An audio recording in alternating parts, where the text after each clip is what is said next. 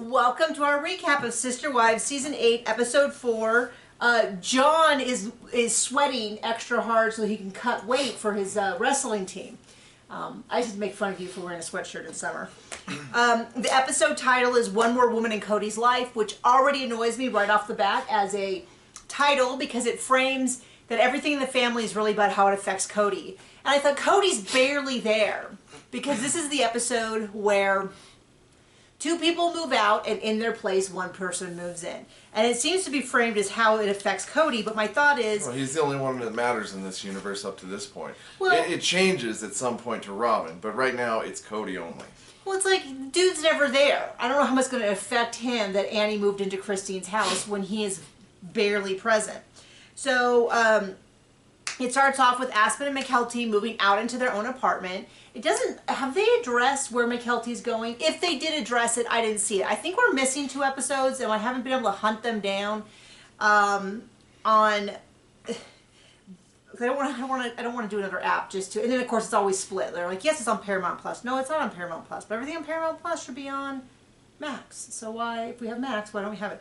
Anyway, Aspen did live in the house for a year after she graduated, which is only notable because later on we have this whole they should move out when they're 18 rule, but was really super inconsistent because he basically begged for Logan to stay home. Maybe Aspen was in the sorority for a year. I don't really know, but she's now moving into an apartment. And then in just a few seasons, he's like, oh, when they turn 18, get them out. Yeah. Well, now I'm confused. So I'm like, maybe Aspen did live out. And that was, I think that was post, if they don't agree with me on COVID, Everything. Get them out. So, anyway, now I can't remember if Aspen did or didn't. So, they talk about how they used to constantly fight when they were younger, but now they get along, and I'm a little sad for Mykelti because I find her, every time they interview, to be such a, like, I'm so captivating. It's, like, difficult to watch, but as a person who was once a child who desperately was once a child, and I was also, much like now, desperately in need of constant attention, I have to give her a lot of sympathy for the fact that I absolutely understand that, like, this is my big moment. I can't wait to be interesting and to say funny things and for people to laugh, and to have that be received as annoying. So I'm going to fully acknowledge I am being a little critical, but I am also fully acknowledging that I have the exact same problem. So they go to Aspen and Mykelti. It's so sweet because Dayton's there, Garrison's there, Hunter's there. They all help her move. Dayton looks like he's getting along just fine with everyone. For all of this, this attitude about Robin saying in the last season, they were never accepted. Her kids were never treated like the other kids. They were the bullied family. And then hearing her kids say that they were also constantly left out. I have been on full-time kid tracking, sibling watch the whole time. And as near as I can tell... Those poor kids. It looks like a lot of stuff was done, especially around Christine and Janelle. You see them show up a lot, but Dayton was there, Hunter was there, Garrison was there. They, of course, breaks your heart to see Garrison. They talk about how Aspen is so calming. She's so good for her mom. She's constantly like, Mom, you need to, like, relax or chill out. And Mykelti has a lot of enthusiasm, which kind of, to me, sounds like the motherly way of saying she's a lot. Just a lot. So they are moving out. Some of the kids are shuffling in the house. And then Annie, Christine's mom, is going to move in and take a bedroom and sort of it looked to me like another bedroom. But I guess it's sort of like an open area, maybe without a closet. That's why it's not technically a bedroom. I don't really know. They didn't say here it is, but it looked like a bedroom and then a second bedroom. They called it like a loft area. But looked like there's a door on it. So she's going to move into there. And how long does she stay? And probably until she sees that Christine doesn't have a husband. I don't know how long she stays. So that was in fact a question I had, which is how long. It's been long enough since my last rewatch to where a lot of things like how long does this continue have faded away. So it's really funny because they're doing all this moving, and they're gonna now, a bunch of them are gonna go up to Utah, help Annie pack up her stuff, and then move her back down. And Truly is going to stay with Janelle and Savannah. And Janelle's a little nervous watching her because Janelle is not normally the go-to babysitter. Christine's sort of the reverse. Are you okay over there? No, I got allergies, babe. I know. I'm not going to stop. Well, I'm going to address them for the camera so other people know. He's not just really emotional from the episode. He has terrible allergies. And when weather is blowing in, they're by far the worst. Oh, Sniffles over here is my own personal weather station. But Truly's there, adorable. And Kody goes, hey, do you want a high five? And she's like, no. And walks off. And I was like, man, Truly has clocked him from the beginning. She's like, okay, strange man, I call dad. Yeah, right. So they go to northern Utah, Mary. And then there's this whole big scene. They never really explained it. But Cody's pissed because they want to take one more car than he wants to take. And there's a whole thing where Mary's going to go up and swap cars with her child. And it's a good thing he's not a micromanager, you know, having such a big family to where he would need to manage everything. It's a good thing he just lets them do what they think is right and trust the other adults. Oh, no, wait! He neither wants to do the work nor let other people do the work unbothered. He wants to be there bothering everyone. While they do the work, and he just is frazzled and complains. So it's very clear he doesn't want to talk to Mary or Christine. So finally he's like, well, then you guys just figure it out. And they seem to have no problem figuring it out. He kind of storms out. They had already figured it out. Fair.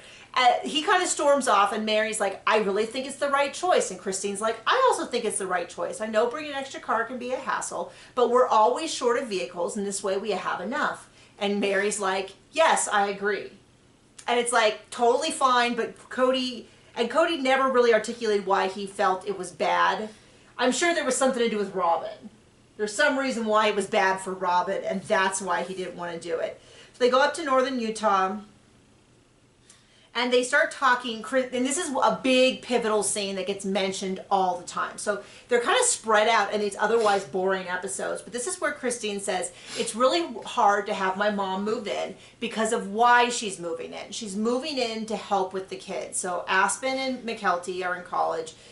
They can't help, and so it's convenient for my mom to be there. She can be with the grandkids and she can help out. And plus, Robin's already got a babysitter. Well, and she turns to Robin as kind of like, it broke my heart when you got a babysitter. They didn't call it at the time a nanny, but when it's someone who watches your children and lives at home, am I wrong in thinking that doesn't sound like a babysitter? But they have such a big family and they take care of each other, right? Right. It's not like Robin segregated herself right from the jump.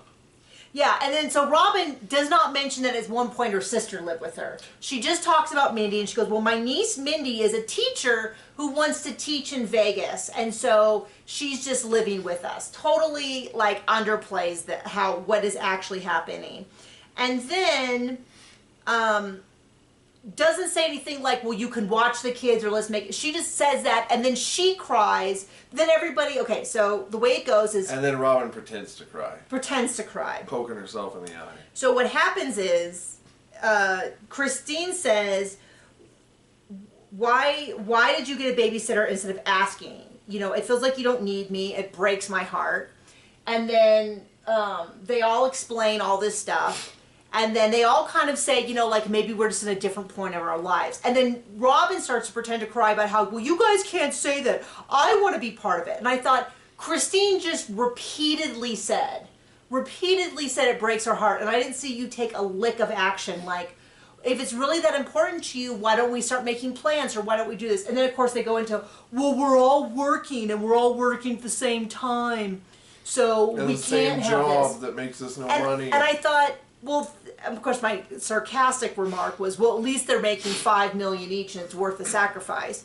No, they're not. They're losing money still. So they would make more money working less, because when they're working, they're losing money. So it's like, right. If you're actively losing money, do less of it. Do something else.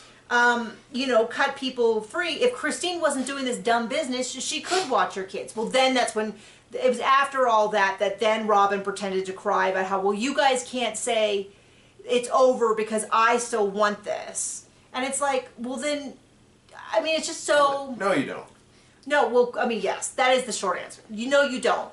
But it's just so bizarre to me because it's like if I said, I wish we spent more time together, and you said, yes, I'd like to go out to dinner more, and then neither one of us did anything, you'd be like, well, you're two of the dumbest people on earth. Just... Is it really surprising a narcissist finds an opportunity to get attention and takes it? And then Mary's crying. I don't get to see the younger kids. I don't have as close of a relationship with the younger kids. Well, I think that actually happened before Robin cried, and I think Robin was like, oh, someone else is crying, better hop on this train and make me the biggest victim. But I thought, why aren't you asking Mary to watch the kids? Like, none of this makes... I kind of feel like anybody, if we just saw this scene, you'd go, well, someone's lying, because this seems like a really easy solution. If Robin wants to have that relationship, and Christine says she wants to watch the kids, someone's lying. And, of course, we know who. So we hear a little bit of Annie's story. It's very sad. So she was raised in this. At 14, she was told to pray for her mate. She had this dream about a guy, but she didn't even like him. But she's like, well, I guess I'll just start trying to love him. She got married at 17. She was 6 months pregnant when she graduated high school, which is so young. I mean, I remember feeling... So I worked at a Christian college, and when I started, I had literally the day before turned like 25. And somebody asked if I was married, and I said no. And the student said to me, oh, don't worry, you can still get married. And I was like, still? I can still get married. It had never occurred to me that I was somehow behind, but anyone who knows stereotypes about Christian colleges, this makes a lot of sense. But I started feeling like, I started referring to myself as still single, when you go from being single to, oh, you're still single? And you're like, whoa, where did that come from? But that now even 25 seems young. I see 25-year-olds and I'm like, oh, you baby, you have so much time. I was 31 when we got married, and now that seems super young. We couldn't have a baby until I was 38, which is the same age my mom was when she had me, but I was a surprise baby, and he was my first. But that's just how, sometimes it's how God works. You don't have, babies aren't born on Amazon. You can't just schedule them in. Yeah. Some of you can, and some of us have a little more trouble with the scheduler. So after 11 years of being married, I think her father-in-law, was that who it was, started really pushing for her husband to have a second wife. Some young girl, as they described her, so hopefully she wasn't too young. And as soon as he got home from the honeymoon, there was a problem. They did not get along. Now, by that time, Christine was 5. She remembers it really fondly, which does seem to be a trend. We hear from a lot of people that...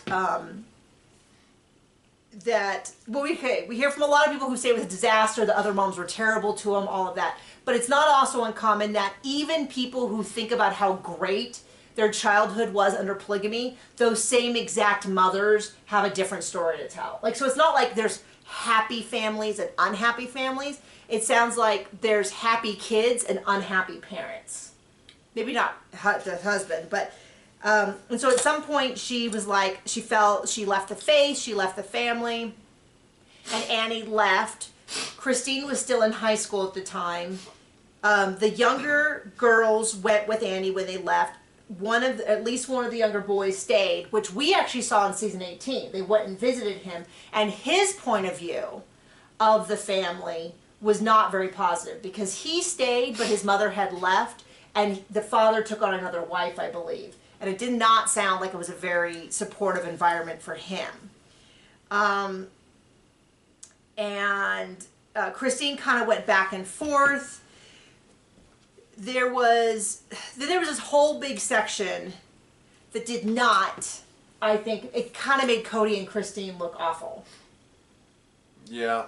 There was this whole big section, and I like Christine, but they talked about how Annie joined a support group for people who had left polygamy. Not just awful, like incredibly, incredibly dumb.